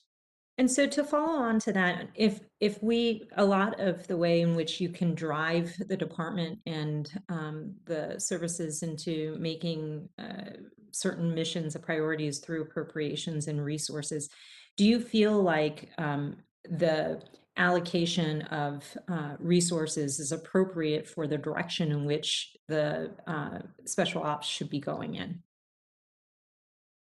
No, I'll give you two reasons why. One is an example. Now, this is specific to counterterrorism, but it's pretty much true for everything. My last position, I was the director of strategy at the National Counterterrorism Center. I did an annual review of what we euphemistically called the counterterrorism budget of the United States. There really is no such thing, as I'm sure you're aware, but we did the best we could at analyzing where money went when it came to counterterrorism. I doubt you will be surprised to know that well over 90% of all annual appropriations for counterterrorism activities go towards the use of physical force against terrorists, and 1% or less goes to anything that might relate to non-kinetic approaches to counterterrorism. Now, that's not the same thing as great power competition, but I'll bet any empirical analysis of where money is going for great power competition would probably show you a very similar disproportionate distribution. Finally, so long as documents, very important documents like the National Defense Strategy, and just rhetoric coming out of US government and DoD policymakers emphasize words like get more lethal. They are inadvertently undermining Please wrap up, investments Mr. in Nagata. things that don't involve bombs and bullets. Thank you, you, Representative General. Murphy. Yeah. Thank you, Representative Murphy. Now we're moving on to Representative Franklin. Well, thank you, Mr. Chairman, and thank you. I really appreciate the testimony of the witnesses this morning. As a new member to the committee, this is really helping me expand my understanding, particularly around the area of ASD SOLIC. And I guess my first question would be for Mr. Mitchell regarding ASD SOLIC. Since you have held this role, what should this committee be considering in the form of oversight regarding the structures and authorities for that role going forward? You've talked about this a little bit, but I'd love for you to expand on that a little bit more. Yes, thank you, Mr. Franklin, for that. I think the committee should focus on, first of all, the relationship that ASD SOLIC actually does have with the secretary and enforcing the law that, you know, it cannot be interfered with in those administrative duties as opposed to the operational role. And I think the other piece is the resourcing of ASD SOLIC. As I mentioned earlier, they've only got a staff of about 40. They're growing it, but over time they need to add the specialists that can help them address all of the core civilian functions that they deal with, and that's acquisition, auditing, the comptroller, information management, the inspector general, ledge affairs, public affairs, research and development. Those are all inherently civilian-led functions that are currently, if truth be told, are controlled by the SOCOM commander in this enterprise, and really need to be transferred to the direct control of ASD SOLIC. Okay, great, thank you. General Nagata, you had mentioned that our special operations forces are inadequately preparing for great power competition. You cited a couple of ways we could be doing things better, such as language training, recruitment policies and procedures. Could you expand on that a little more? Are there other areas that you think we could be doing a better job of preparing for great power competition? Thank you. I did not intend to convey that SOF is unprepared. I do think it could be better prepared. Part of this is inhibited by what I've already talked about. There's so much emphasis on getting ready for a high-end conflict in the Department of Defense that it inadvertently reduces the incentive for SOCOM and Special Operations Forces to either sustain or increase their investments in non-kinetic solutions, capacity building, things that don't involve direct combat, because the noise that's drumming in everybody's ears is get more lethal. But perhaps more practically, I think it's time for another review of the authorities by which combatant commanders and the SOCOM commander can deploy forces abroad. In the last 20 years, most of the new authorities have been exclusively for counterterrorism purposes. And there's nothing wrong with that, because counterterrorism, was such a priority at the time. Some of that is fungible for the kinds of deployments that are needed now, but it begs the question, if we need to send special operations personnel to a part of the world where there's no declared terrorist threat, but there is an enormous struggle over American influence in that part of the world that we may not be winning. In many cases, we are not winning those contests. Are there existing authorities? Is there existing funding to undergird the deployment and the operations and the maintenance of a substantial special operations effort in that part of the world? I would argue in large measure, I think it would require all the DoD lawyers to go scrambling to figure out how they could take legacy counterterrorism authorities and somehow twist them to comport with great power competition. I think it's time to look for perhaps a new batch of authorities. Great, thank you. You had mentioned when we were talking about the stress and strain on the force, that had me thinking down a different line, and there may not be enough time to fully dive into this, and I can submit it later for a deeper response from everyone on the panel. I'd really love your opinions, but I was a 26-year operator, not special forces, but naval aviator, and it's just part of the military culture and ethos that you just suck it up and get things done. I mean, that's part of what makes it such a special job. And sometimes we're our own worst enemies that we don't push back when probably we should, and that's part of the bravado culture. But I'm also tired of burying friends of mine. I've had a number of friends who've committed suicide after leaving their service. I agree with you that this is not going to be a pivot situation. It's not a CT or great power competition. It's going to be an and the burden is going to be on the troops to suck it up and get the job done. What can we be doing from an oversight role to help our active duty forces help themselves? And when it comes to support for mental counseling, I like the thought was an interesting one about having families deploy in a non-combat situation, but I'd love to get yours and others' thoughts on how we can be better supporting our active duty forces in that regard. So I'll be very brief. 2 suggestions. One, I think we should examine the distribution and the density of psychological professional support inside special operations forces. In the community I grew up, there was lots of psychological support in some units, in others, very little. The entire force needs more psychological professional support so that the commanders, as they're making hard choices about when to deploy people, how long to deploy people, there is a psychological professional at their side giving them advice about the intangible, non-physical stress on the force, which in my judgment is in many ways more dangerous than the physical strain on the force.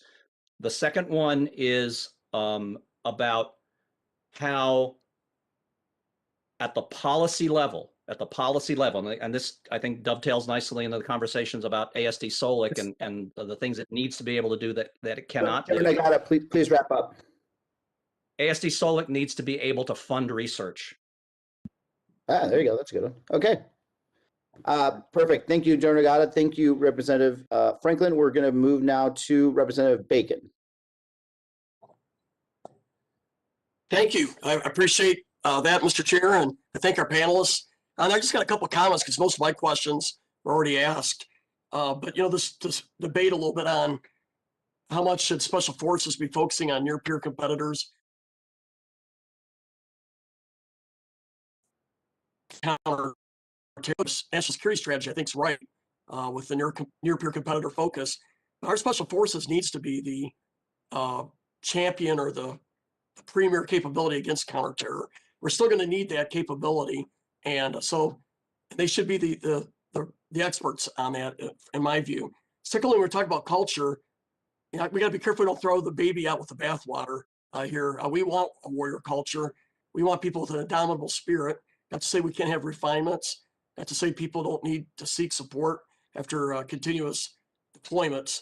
But the fact is, we want warriors. We want people who have a high confidence they're going to win on the battlefield there.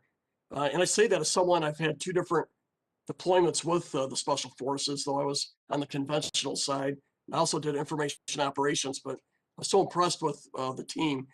My one area of question is, there's no doubt that the ops tempo and the continuous combat deployments has a strain. Are we seeing this ops tempo get better? Is it starting to go down? My sense is that it is, but I'm not sure that's really the case. And I'll just yield to anybody that may have some information on that. Thank you. Morning. I can address that. The op tempo has indeed improved. 15% decline in deployments was the official SOCOM figure, but they have not yet reached the deployment desired deployment to dwell ratio of 1 to 2, much less 1 to 3. So there is, I think, demonstrable evidence that the force is still being over deployed.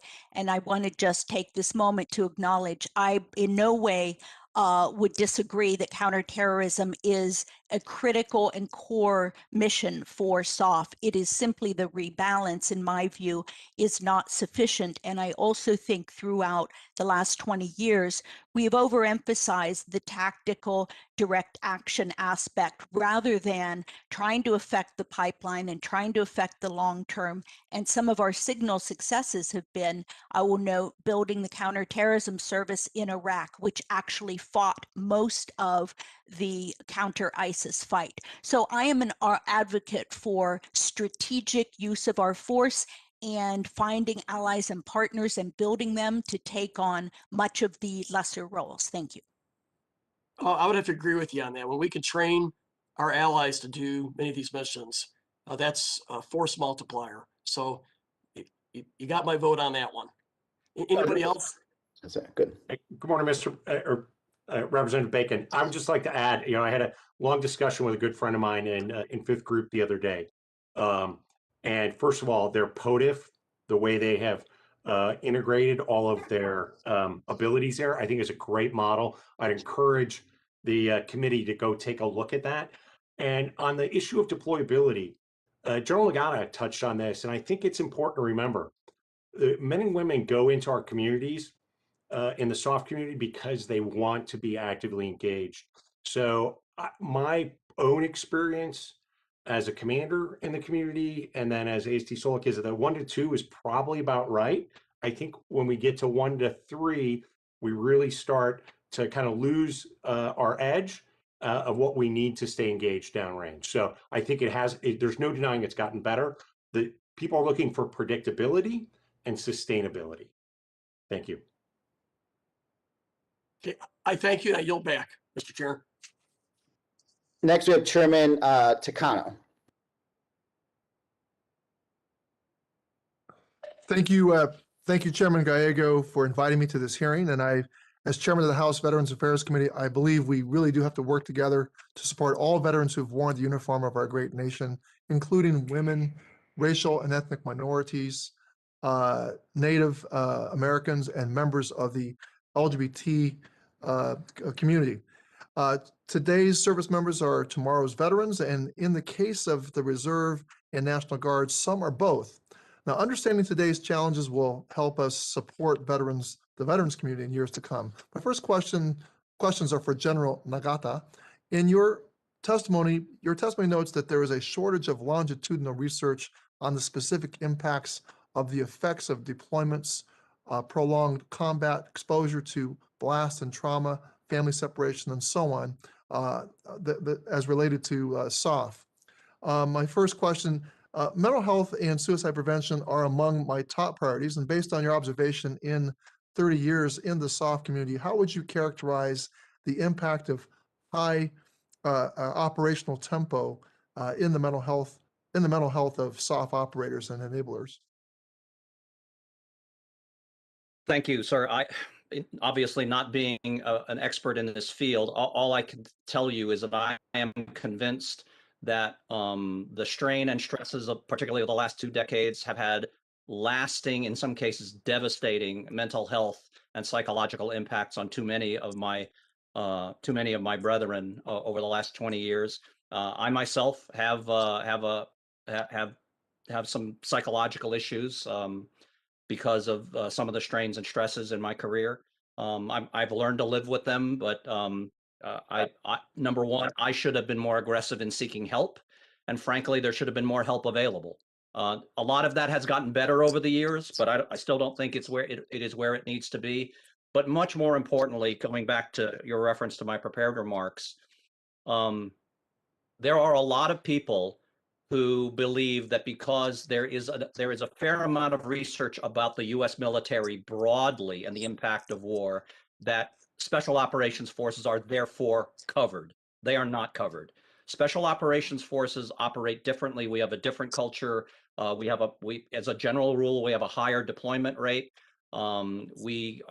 We get involved in situations that nobody else in the department gets involved in. So I will just reiterate my original argument. There needs to be SOF-specific research on the impact of everything from deployment tempo to the effects of blast and trauma and everything in between, if we are to be more effective in helping people like I once was.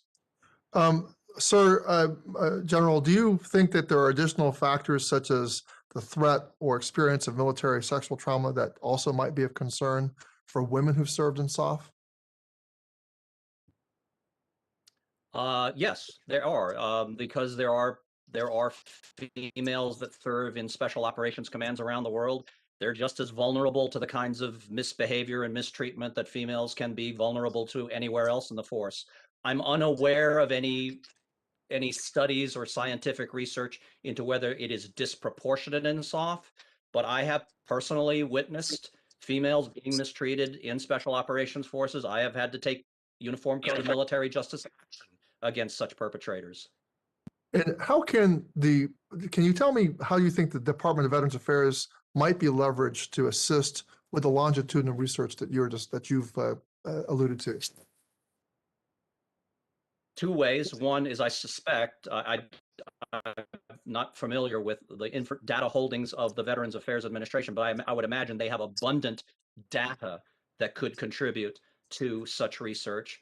But secondly, frankly, sir, over the course of my career, the number of times I had reason to care about what the Veterans Administration was doing for myself and my operators was almost zero. And it shouldn't be that way. Perhaps that was partially my fault. Maybe I should have been conducting greater outreach, but I cannot actually ever remember a conversation in my career where the Veterans Administration's roles, missions, or contributions figured prominently. And it shouldn't be that way.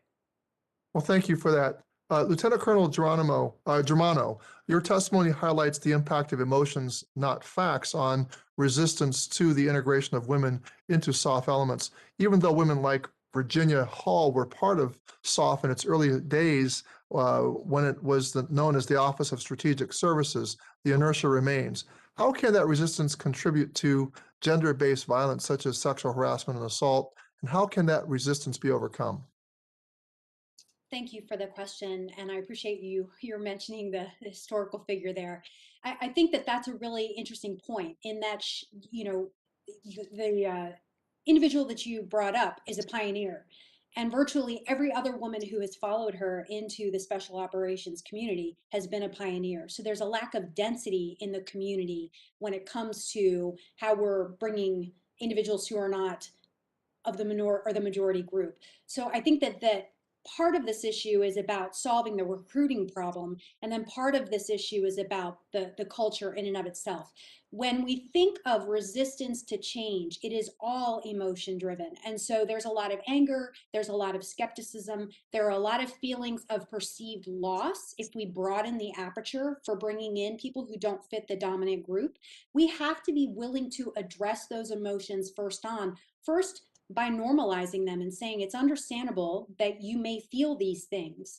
And then there needs to be some semblance of justification to not only why it's important to make the change, but also how bringing in additional people who don't look like the majority group will actually make the group stronger. And that goes to my point about needing tangible studies that demonstrate why bringing in non-dominant group members make the force more lethal and more operationally competent. So I hope that answered that question. Thank you so much. Mr. Mitchell, while you were at the Pentagon, how did the preservation of the force? I apologize, Representative Takano. You're 5 minutes up, but we are going to do second rounds. And so, if you stick around, I'm sure not everyone's going to have a second question, and you could continue with any questions you want. Sure. Thank you, Chairman Gallego. And if I can come back, I will do that. Otherwise, I'll submit for the record. Okay. Thank you, Chairman. I really appreciate it. So we're going to go to second rounds, and I'm going to start the rotation again. I think I'd like in general to have a general question to the panel. What is the advantage of a more diverse SOF that's more reflective of America in race, ethnicity, and gender? And why is this important in what we do to gain and what we gain from this in the global fight? And the reason I'm asking this because what I want to make sure people understand is we want diversity because we think that makes us more effective, not for the sake of diversity. And I think that's something that we need to communicate out there, because I think there's a lot of misinformation where somehow we're asking for diversity because we somehow want to be more progressive. Can I start with Germano? Could you start and give us your opinion? Yes, and I appreciate you making the distinction. And I want to start off by saying that's really where a lot of the resistance comes from. This general perception by the majority of the military public that we're just doing this to check the block. And so this idea that we don't have any real studies that quantify how minorities make us a stronger force is a real linchpin to the potential success of not only the force in the future, but also diversity, equity, and inclusion efforts. The only way to reduce doubt and skepticism is by addressing the doubts and skepticism. That's the emotional aspect, but then also being able to provide facts saying, look, these are the individuals who have these skills that are then contributing to the operational mission. And right now we don't have that. We're trying to take civilian studies and case studies from the finance and tech sectors, for example, and apply what makes them successful to the military. And it's comparing apples to oranges. So I hope that helped. Thank you, Representative Mitchell. I'm sorry, Representative Mitchell. Sorry, I apologize. Yeah, thank you, Mr. Chairman. I would harken back to General Gada's comments earlier in my own remarks. This is a global competition that we are in, and populations are also mobile. In the Middle East, you find large populations from Asia, from the Philippines, from Sri Lanka, from Bangladesh, and that's all over the world. We have this great human capital here, and in the furtherance of operational effectiveness, looking at global competition and building influence, that's why we need these men and women with native cultural and language skills. Thank you. Ms. Robinson? I would just note that women make up half the population, yes, so we really need to ensure their ability to connect. And we saw with the use of the FETs, as mentioned, these cultural support teams, having women in the formation were of great value.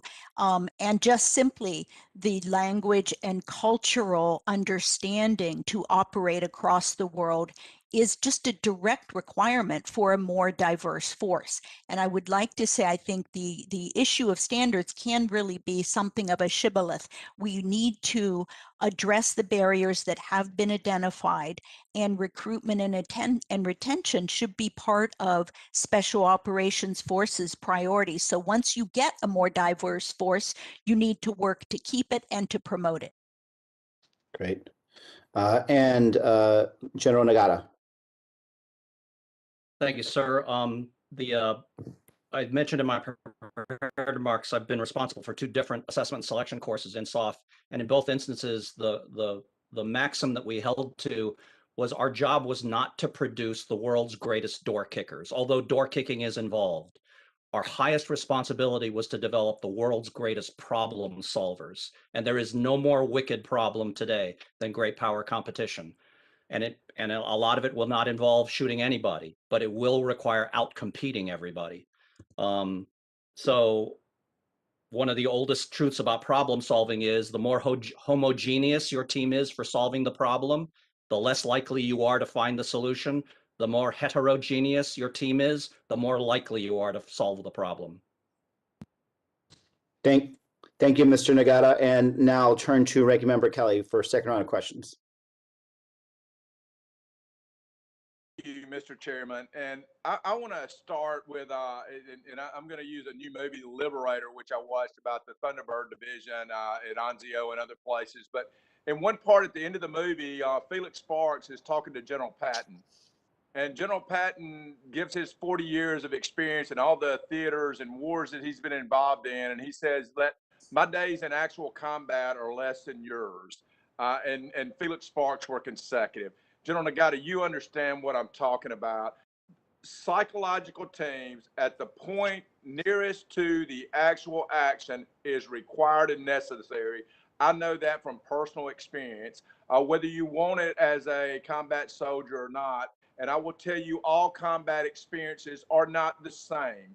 Correct. And I will say special operators and the amount and intensity of the conflicts that they're involved is much different. So I agree that we need psychological warriors in the formation with them at all times. And I also think that we need to research them specifically. I want to go to my next point, and some of these you may have to take for the record, but we have the Tuskegee Airmen. We have the 442nd Regimental Combat Team. We have African Americans, which were segregated in World War II and World War I, which led to now the integration of the forces. But that is not the right solution. So I am not saying that. But what ideas or what ways can we do it the right way this time when we're inclusive of women or people who are different and diverse? How, as we as a DOD, how can we especially address this problem? And then the second question is what tools and metrics and gates can we use to have truly measurable results on the impacts that these things are having in changing the force? And I teach this to kids all the time, or young soldiers or young staffers, and I tell them, choose your mentors well. But I think we need to have a program where our mentors are focused and forced to choose their proteges well, and they need to be diverse to make sure that they have ownership in their successes. And if you guys can answer that, and Ruben, just cut me off when time's off. You got it. You want to start? Why don't we start with Ms. Robinson? Yes, thank you. I think this is a critically important point, and I think that while SOF recruits primarily from the services, it also has direct accession as well. And I think it's critically important that SOF do more in partnership with the services to recruit a diverse candidate pool. Retired members of the community from diverse backgrounds should be engaged to help with this recruitment. More funding for recruitment at historical Black colleges and universities can help encourage people thus recruited to branch into SOF fields. So it's a panoply of efforts across the recruitment spectrum. And then, as I mentioned, I think it's very important for senior leaders to be vocal and visible on this front and send a clear message that diversity is a priority. And similarly, responding to incidents of bias or hazing. This has to require a swift and uniform response. And I think it has been, there's still a cultural bias, as I mentioning the statistics earlier. And the leadership of the SOF community has to embrace this as the top priority. And I would note, I think that having the chief of staff, the Secretary of Defense, in the leadership role on this, he's been very clear, and he himself is modeling some of the needed behaviors. Thank you. Hey, Ruben, if I can reclaim, I have one more point I would like. And really, guys, I really want you to submit for the record ideas on this. But my second thing is, are we measuring the right attributes for our Special Forces warriors or our warriors in general, regardless of which service they're in? You know, the PT test or our Armed Combat Physical test. Are we measuring the things that really matter? Because let me tell you, a 110-pound person cannot drag me off the battlefield. I weigh 220 pounds. So I don't care whether they're male, female, Asian, it does not matter, the physical impossibility, but are we measuring the right things to make sure that we have combat effectiveness? And are we using the right tools? I think we are using an antiquated system of what it means to be a warrior in order, because let me tell you what it takes. It takes physical endurance, it takes mental toughness, it takes stamina, it takes the ability not to quit. Those things are not measurable in push-ups or sit-ups or 2-mile run, but all those things also go into maintenance. So I would also be interested in what units of measurement should we be able to use in right now to truly test the combat readiness of our warriors. We're about less than a minute for that. Who would you like that question to go to, Representative Kelly? On Nagata, because I think from his thing, he may have the best answer on that. Okay. Well, this is going to sound like a bias. Thank you. This is going to sound like a biased answer because I come from the special operations community. But my personal opinion is, if there's any force in the Department of Defense who gets it more right than wrong when it comes to what are we trying to select for, what are we looking for, it is the special operations community. In my view, the two most important examples of this are one I've already mentioned. Much of our development program is based on giving people a problem that actually can't be solved. There is no right answer, but they never quit. As long as they never quit, they're the right cut of cloth for us. It's when they start quitting that we realize, you can't be a special operator. The second one is a desire and a natural propensity for being in complexity. Most people, if given a choice between being in a simple environment or a complex environment, will always choose the simple environment. The best people we select in SOF, they go the other way. Oh, that's more complex. Let me in there. Thank you, Mr. Nagata. Now we move on to Representative Larson. Thank you, Mr. Chair. And my first question is, next set of questions, first for Mr. Romano on this issue that Ranking Member Kelly brought up about combat effectiveness, and this can apply to anyone, but I want Mr. Romano to answer it first, because it seems that the definition of combat is changing as well. It's very different than it was 20 years ago when we were literally kicking down doors in Afghanistan and Iraq. And so with if it is changing, how can that be put into the organization so that the training and standards match what kind of combat we're going to expect from SOF? And then next, does that not open the aperture for any number of other kinds of folks to be interested in being part of SOF? It's a very loaded question. There's only one answer, but you go ahead and answer. Yes or no, yes or no, yes or no. It's an interesting predicament because we can't predict what's going to happen in the future, but what we can do is we can take past data and past types of conflict to assess which skills are most needed. And I think that one of the areas where we have missed the boat in terms of recruiting efforts, specifically for special forces, but also largely for the military in general, is that we don't take operational plans and the risks that we're assessing as potential imminent conflicts, we don't translate those down into recruiting goals and metrics. So I think that there is a lot of work that could be done to connect the dots between the two, because as was mentioned earlier, there's a really long tooth to tail to get kids in the pipeline and actually qualified to speak a language and do all those other things. So I think really this idea about, you know, predicting which conflicts are going to happen and then what skills people will need to be successful, that has to be connected back to recruiting. And there has to be growth in terms of how our recruiting force in general looks at who the best candidates are to fit those needs. There's a lot of assumptions. There are a lot of assumptions that go into recruiting kids, and there are a lot of stereotypes that are in the minds of the recruiters who are approaching kids to join the service. So when we think about propensity to serve, that's not really a scientific term, and it's loaded because that's all influenced by the stereotypes and biases that the recruiting force has. So we need to work on that as well. As a follow-up, let's fast forward 10 years, let's say 10 years, and instead of 2 or 3 women in the Green Berets, pick a much larger number and many more women across the all of the special operators. Today, would they have the support network for to even serve?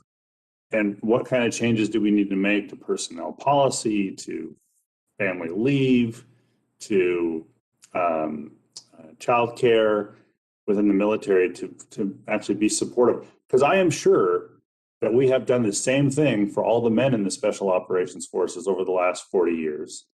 That is, address some of their needs, not all of them. Clearly, that's why we have POTF. But we would need to make those changes, but doesn't exist now at all. I mean, we're not doing anything to support this. Even if we were able to recruit, we're not doing much of anything to help support inclusion, and we ought to. It seems. As I mentioned a little bit earlier, this goes back to not only how we're bringing people into the pipeline, but how we look at diversity as an actual force multiplier. When I was in the Marine Corps, for example, I can't tell you the number of times I would have, you know, obviously the smallest service with the fewest women, I would have male Marines send me their female Marines to talk about things like uniform regulations and conduct in the barracks. We need to rethink how we think about inclusion. Those are leadership issues. They're not leadership by a woman to a woman issue.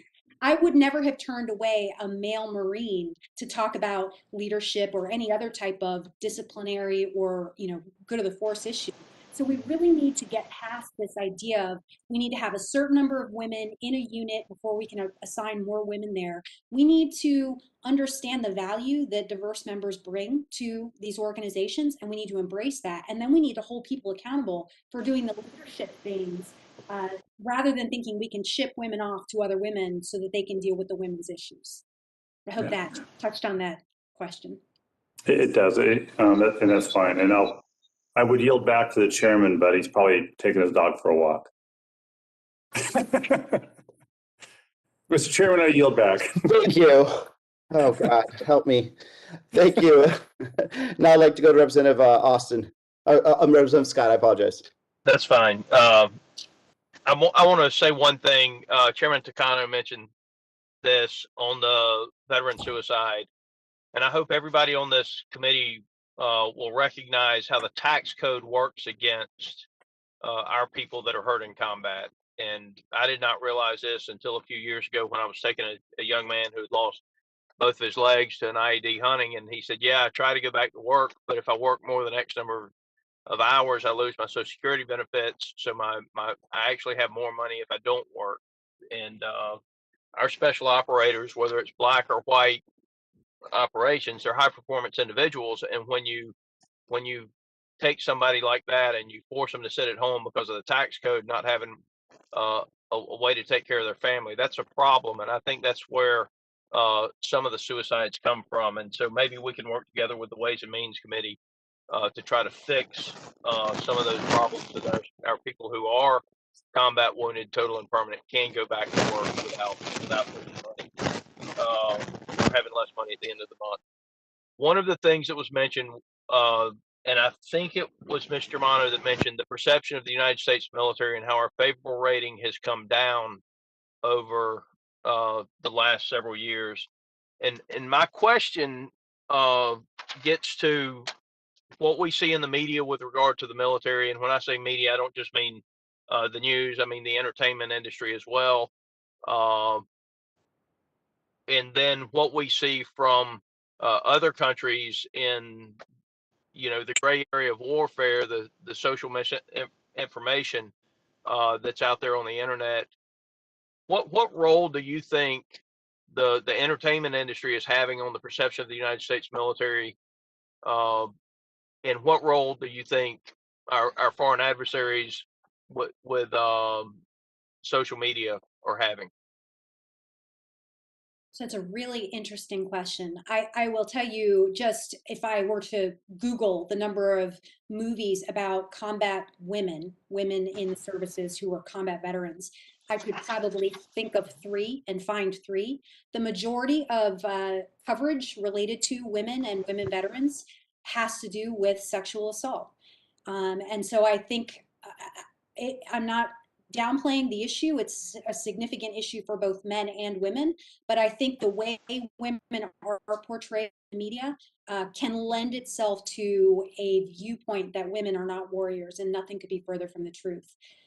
Misinformation plays a role in how our service members think about women and other minorities in the military. They're reading this stuff on Facebook. They're seeing photos and memes. So they're just as influenced and susceptible as the average American in terms of our adversaries exploiting the issues, the negative issues related to having disciplinary issues or, for example, sexual assault.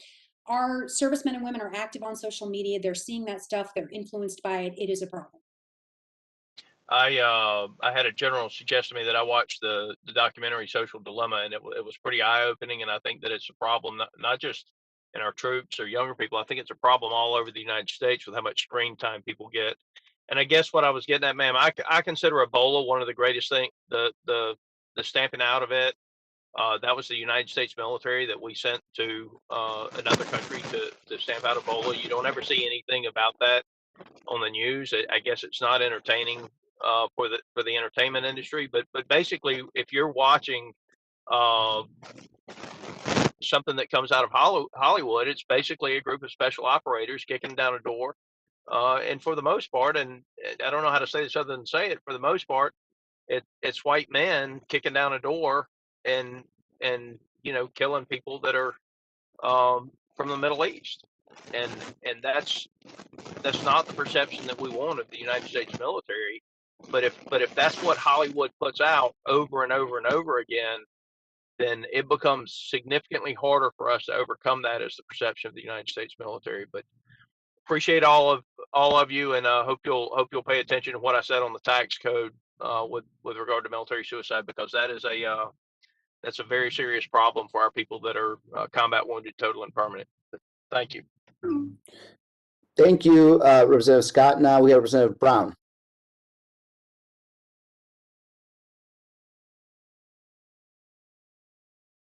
Representative Brown? Thought we had him on earlier. Representative Larson, then, if you want to follow more questions. I have no further questions, Mr. Chairman. Representative Murphy. Sorry about putting people on the spot. Feel free to say no.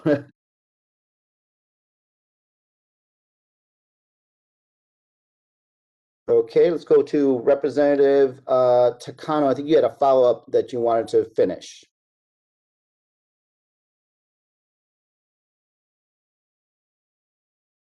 All righty then. I am striking out here. Let's go, and that's fine. I feel like we're getting on done. What about Representative Franklin? If you have any follow-ups? As we say in the Marine Corps, any last rounds? Okay, and I see that Takano's back on. Chairman Takano, did you have a follow-up question? I'm not sure you can hear us. Okay, well, I'm pretty sure then I'm going to close this hearing. Thank you, everyone, for your time. I apologize that I was getting attacked by a black bear here this whole time and a little distracting, but I really feel this is was a really great opportunity for us to learn, and I hope you'll submit some suggestions for the record. I think Ranking Member Kelly, myself, and the members are always looking to see how we can improve, and especially with the NDA coming up, seeing if we could do anything there. So thank you again. Thank you. Thank you, Mr. Chairman. Members of the committee. Thank you very much. Thank you so much for the opportunity.